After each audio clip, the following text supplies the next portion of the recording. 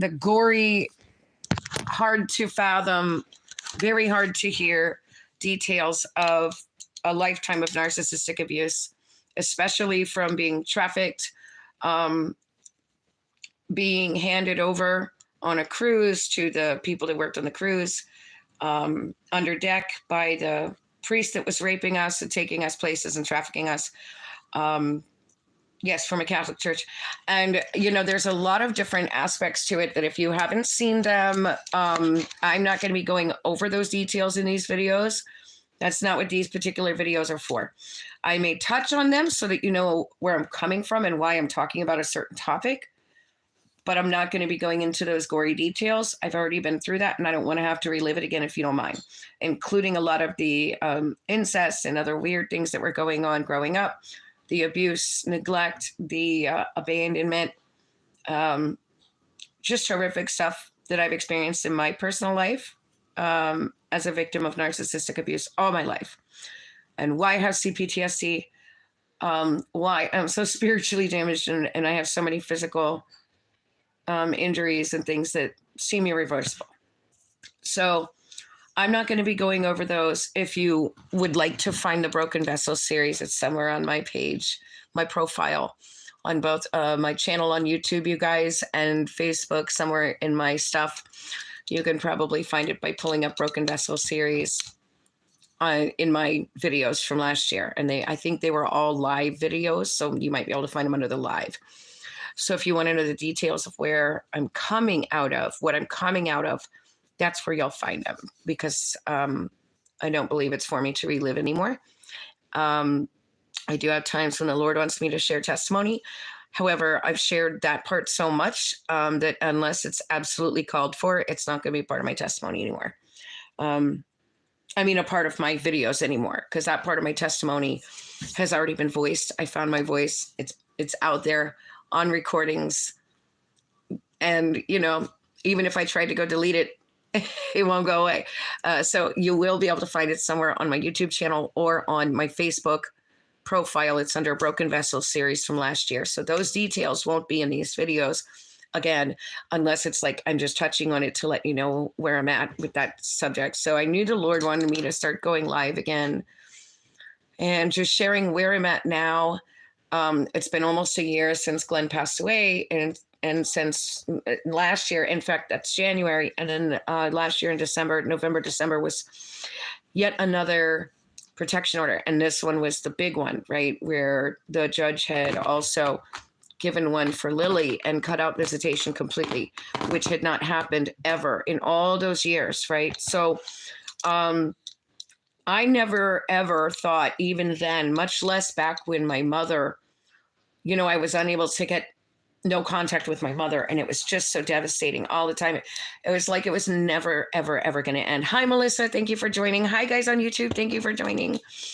So I never thought I would see an end to it. And I was literally just like laying on the floor in this house, begging God to make it stop. Please, God, I can't take it anymore. I can't do it anymore. You have to make this stop. You have to take this. I can't take any more. At that point, I had just turned 48. That's 48 years of my life, literally my entire life, where I'd been under this horrific oppression and abuse. And oh my gosh, the psychological is just as devastating as the physical. And so now here I am. And it's not, I'm not like on the top of some mountaintop rich with no problems anymore. Believe me, I have a very challenging life, and we are just barely towing the line of final freedom. You know what I'm saying? And healing, but it is finally happening. And I never saw that coming. I really didn't. I wasn't even ready for the fact that he was finally going to make our life, my life, Lily's life, narcissist free, like straight free from that. He delivered us from that terrible trauma bond. It's a soul tie that just keeps pulling those kind of people back in, right? Like spirits attract like spirits. And when you have that soul tie that the world calls a trauma bond to this spirit of narcissism, let me tell you something. They're drawn to you like flies on to, poop, and a moth to a flame, whatever adage you want to use. It's no joke. It's reality. And literally the minute you get one of them away from you, another one will swoop in a whole nother skin suit. But the funny thing is everything about the way that spirit operates is exactly the same. And you start to realize it's like a cookie cutter, right? It's just like the same exact behaviors, but in a different skin suit. And I never thought, but what gave me the revelation, and this was just before the last protection order last year, finally getting free of that, right?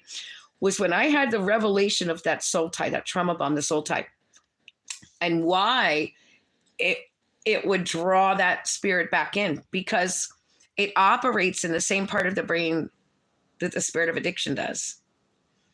And that way up and then way down, and needing that way up and then suddenly going way down when it's not there, right? The same thing as addiction does, the same thing as alcohol does, where it brings you way up, even if it's opiates, right? Anything, I don't care if it's an up or a downer, but it grabs that part of the brain and it releases those endorphins, right? And it releases that dopamine, and pow, you have this high. And then when it's gone, you're going down, and you need that hit. It's literally the same thing. And I thought, oh, thank you, Stephen. Thank you. Stephen's on my YouTube channel to mod. I do get trolls on there. And especially when I share these kind of videos, there are some of the filthiest trolls, and I know they're paid by somebody because they say some nasty things. Thank you, Stephen. And so realizing that, and realizing it was going to be the same process to break that soul tie, that trauma bond soul tie, as it was when I was finally getting set free from addiction itself. And I was like, what? I know how to do this. God showed me. This is how I got free from drugs. The one that was the most unexpected, that anybody you could talk to in Florida that knows me, that's known me all my life, will tell you that I was literally the chameleon of chameleons, the hopeless of the hopeless, the hustler of the hustlers. Like, there was no way I was going to be the one that they ever saw get clean. In fact, Glenn had more hope than me in their eyes. That says something. Because that was all I knew all my life. And so being able to actually, I didn't know who Stephanie was. It's not like I'm reintroducing myself to Stephanie. I don't even know. I was never allowed to know. I never knew anything about being allowed to have boundaries or anything like that. So learning about that trauma bond, being that soul tie, being connected to the same part of the brain as addiction, I had this huge epiphany. I'm like, oh. Hi, guys. I can't see everybody that's joined. It doesn't always show me. So thank you guys on Facebook. Thank you guys on YouTube. And I realized, okay, so what I have to do is I have to really press in for this. I have to be like, as elusive as the snow leopard when it comes to the spirit. Like, I have to duck and dodge and run and avoid it at all costs and not allow it to come near me, and break that and sever that soul tie, that trauma bond, and not allow myself to fall into the temptation of needing another hit, because all that hit was going to lead to is getting hit. Right. And that was the most powerful epiphany for me. And that's when it finally snapped. I literally, when I had that revelation, Stephen, you may remember this. I remember last year realizing, oh, Gail, I love you so much. Please watch this video. You are going to love this. Stay with me on this, Gail. You are going to love this. Gail has known me so long. I'll never forget Gail. In fact, I want to say, when we met you guys and you took me aside with Randy, you and your husband saw through Glenn like a piece of glass. And you said, have to get away from him. And I knew you were right, but I didn't understand what was causing that connection. It was that soul tie. It was that trauma bond. And last year, Stephen, you'll remember this. I'll never forget when that revelation dropped in my spirit and that epiphany happened and the light bulb went off like this sun coming through the curtains right there. And I was like, oh, I know how to do this. This is how God set me free from addiction. That same part of the brain. I know what to do. And I pressed in. And I started following the same steps I did. I even got out all of my work, all of my notes. I still have it all. I have all my files from when I did 12 steps to your breakthrough, the countdown to your breakthrough at the church in Florida. And I literally pressed in and I did it all over again. And of all things, this year we have the boundaries class that I took 7 years ago when I learned that I was allowed to have boundaries and how to set them and what they were and how to respect others' boundaries, right? Wow. Huge, huge, huge. And I heard in the spirit realm a snap.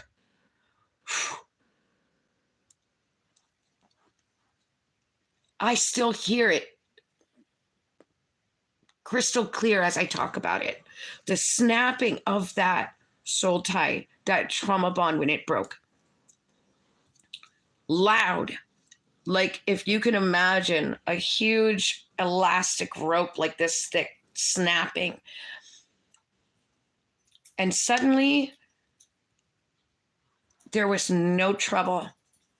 There was no trouble not going back to that temptation, not falling back into that, being drawn in and sucked in and allowing that spirit to pull me back down with it against my own free will. It wasn't there anymore. And I knew finally that I didn't have to give in anymore. I didn't have to lay down and be a doormat, no matter how much that spirit bullied me, no matter what form or skin suit it came in, a man, woman, Glenn, my mother, anyone else, anything else. I never had to allow myself to be pulled back down and made into the doormat for the spirit. That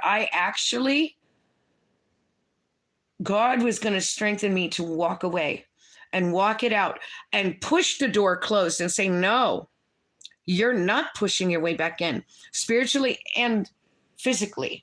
And I'm talking the real front door as well as the spiritual doors, and never let that come back in, no matter how mean it was, no matter how much it bullied me, no matter how many threats, no matter what, no matter how much those clattering spirits tried to remind me of all those lies that I'd been convinced of, that I was nothing, that I was lazy, I was a loser, I was a whore, whatever you want to imagine that these things were telling me all my life that I was literally convinced of. I never had to allow myself to react to that again.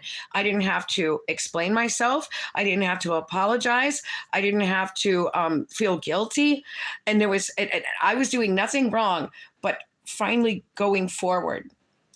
And I'm not going to lie, it was like my wheels were spinning for quite some time, of course.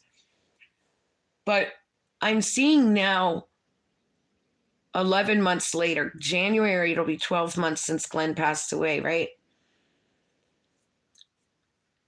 Now, things are not much easier. Life is still rough. I'm by myself, as usual. I was already by myself, whether he was in my life or not, whether my mother was in my life or not. I have been by myself on this walk for a very long time, taking care of Lily by myself with God. But now I don't have that cloud of oppression. Like, I don't have that weight, that yoke was broken. And that heavy weight pulling down, bearing down on me like I'm pulling this heavy 200-ton plow,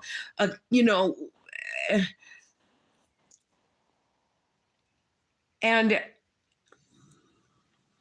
even on days like this, like the past couple of weeks, I had just really felt the burn.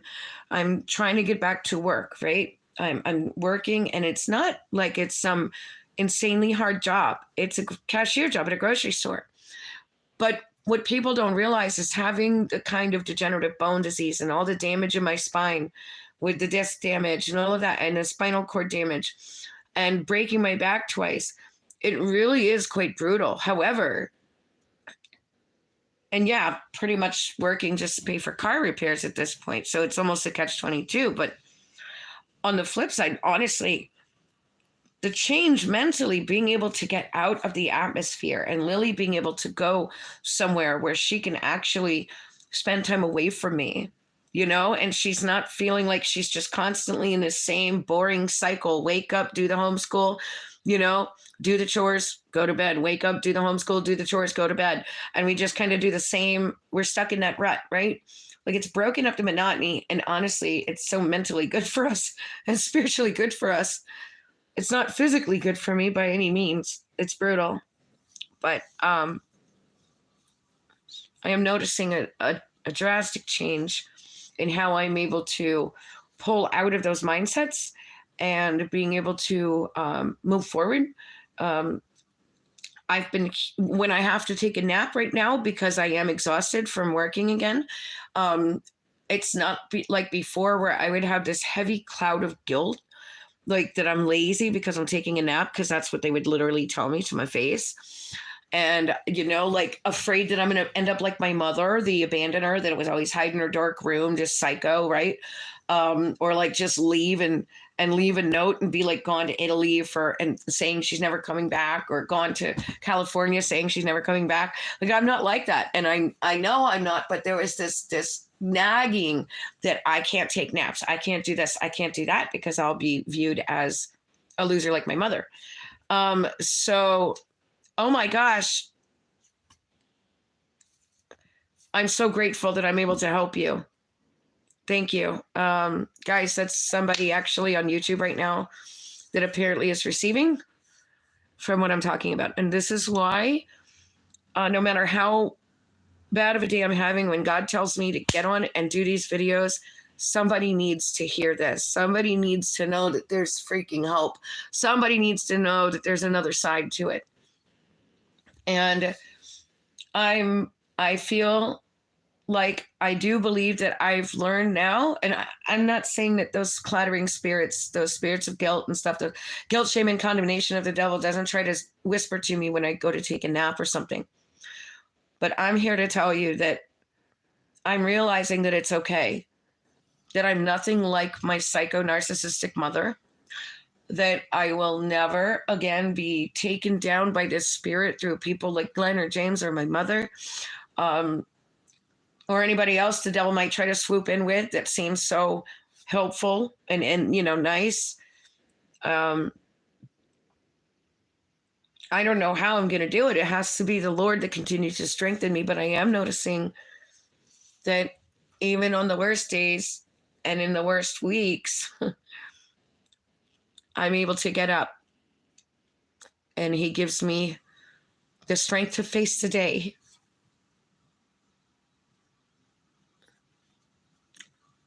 And watching my son, Randy, thrive, and my little grandson anchor him the way Lily did me. Watching Jesse thrive and his gift for music, his talent to make music, where he can finally get all of that stuff out and reach people, and found his voice to share the pain that I am responsible for. And of course, so was his paternal father. And that we are still able to bond gives me strength to face the day. And Devin, being an amazing father and husband, gives me strength to face the day. Having Ashley, my beautiful other daughter, sharing her new boyfriend with me, and that she's, taking very slow. She got this nice boyfriend, sent me pictures. Look, mom, calls me mom. And I can enjoy these moments with my children. I'm watching Lily bloom into this incredible, beautiful young woman, so founded in the word and so rock solid, unwavering. And that gives me strength to face the day. And I look forward to going to my job, because I've noticed that when I am able to say to people my run-of-the-mill response that I've been saying for years, and I say, how y'all doing? You have to acknowledge the customer, right? It's part of customer service. And they say, oh, I'm okay. How are you? and I belt out, and I'm blessed beyond measure no matter what, because I'm speaking life over myself. To see the change in those people when I say that, knowing that that's going to help them, and people literally coming back when they know I'm on shift so they can hear that, and they know what I've been through, and they see what I'm doing. And that helps to bring them up, to sharpen them, to give them hope. That makes it worth it.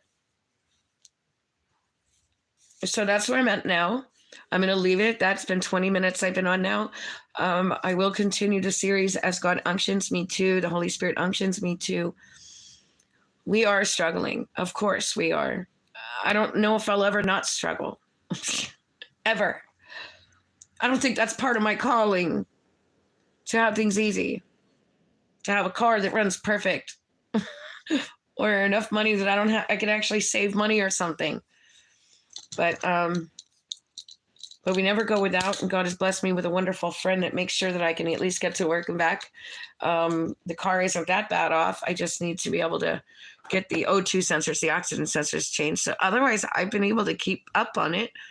The payments are up to date, and our bills are paid. We have so much food, it's coming out our ears, so it's not like we're starving. And God is good. Thank you guys for joining. I'll see you on the next section of the series.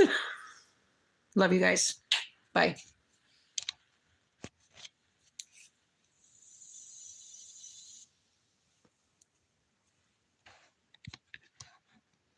Thank you guys. Thank you, Stephen.